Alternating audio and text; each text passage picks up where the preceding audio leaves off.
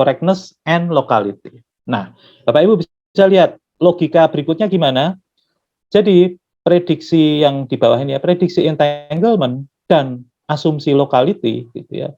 Kita asumsikan prediksi entanglement tadi benar, asumsi locality benar ya.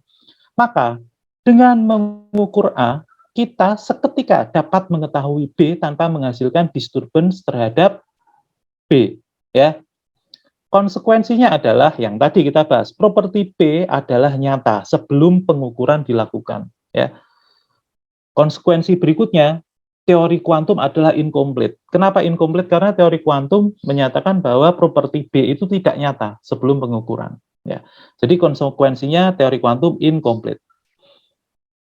Ini bentuk sederhana dari logika Einstein.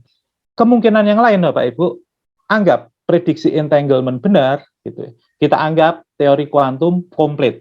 Kita sepakat dulu dengan teori kuantum bahwa sebelum pengukuran dia tidak ada real property, komplit. Oke lah, kita setuju. Maka konsekuensinya ini dengan mengukur A, maka kita dapat seketika mengetahui B tanpa menghasilkan disturbance terhadap B, persis seperti yang tadi. Konsekuensinya berikutnya apa?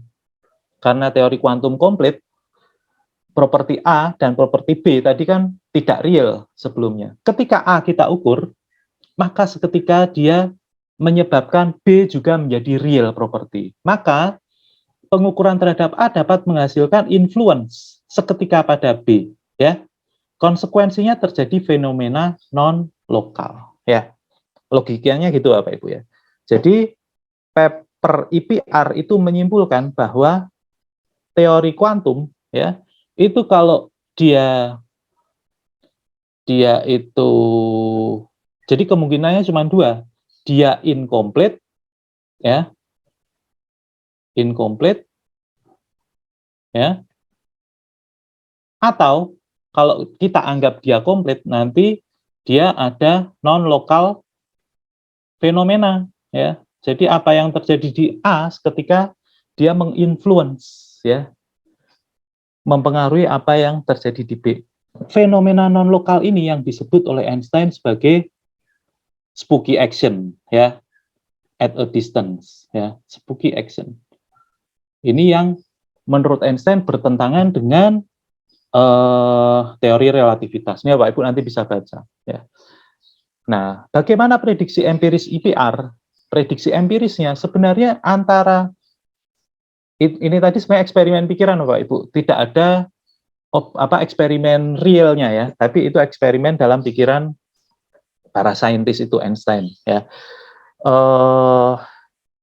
Prediksinya apa? Jadi prediksi IPR itu persis sama dengan teori kuantum. Tadi kan kita mengasumsikan correctness ya. Jadi sama, teori kuantum benar, Einstein menganggap prediksinya sama. Yang berbeda adalah logis ya, konsep yang mereka asumsikan itu. Kalau begini maka terjadi incomplete, dan itu sebenarnya kalau di pembuktian logika atau pembuktian saintifik itu disebut proof by saya agak lupa ini, absurdum gitu ya. Kalau di matematik kan logika pembuktian secara kontradiksi gitu ya. Jadi kalau kita buktikan, kita runut logikanya, ternyata terjadi kontradiksi. Kalau di fisika itu kita tunjukkan bahwa ini menghasilkan sesuatu yang absurd, yaitu dia ternyata menentang teori relativitas yang sebelumnya yang sudah dianggap benar. Ya, nanti Bapak Ibu bisa baca. Nah, ini ya, prediksi empirisnya sama. Ya, ini sama, harus diingat sama. Nah, karena sama, maka ya kita nggak ada terlalu perlu untuk membuktikan itu secara empiris. Toh itu prediksinya sama. Kalau kita akan melakukan falsifikasi atau refutation terhadap teori itu kalau dia prediksinya beda. Jadi ketika eksperimen hasilnya beda, nah kita bisa tahu mana yang benar dan mana yang salah. Kalau prediksinya sama, eksperimen itu tidak ada gunanya ya. Jadi perdebatan antara Einstein vs Bohr itu ya, dalam hal IPR ini itu ujungnya adalah perdebatan filosofis yang memang tidak bisa dibuktikan untuk saat itu. Ya, ini Bapak Ibu nanti bisa baca. Debat Bapak Ibu dari tahun 27 gitu ya, mereka berdebatnya kebanyakan sih di conference Solvay itu. Nah, Solvay itu kan dilakukan di berbagai kota ya. Ada yang di Brussels gitu ya dan seterusnya gitu. Kalau yang di foto yang lalu conference Solvay itu. Nah, itu perdebatannya itu sangat keras Bapak Ibu ya. Jadi Einstein itu mengajukan itu tidak hanya IPR, sebelumnya dia mengajukan apa ya? Mungkin kita bahas sedikit ya. Ada 3 argumen ya. Yang ketiga itu IPR ya. Nah, yang pertama itu sebenarnya Einstein menunjukkan bahwa kalau kita menganggap bahwa gelombang probabilitas ya dari Schrödinger itu real gitu, real itu memang realnya seperti itu, maka pada saat mengukur kita kan mengukur langsung dapat posisi tertentu gitu ya. Saat itu maka gelombang itu probabilitas di tempat lain, di lokasi lain itu seketika runtuh, nggak ada. Dan dia menjadi hanya satu posisi foton atau elektron di posisi tertentu.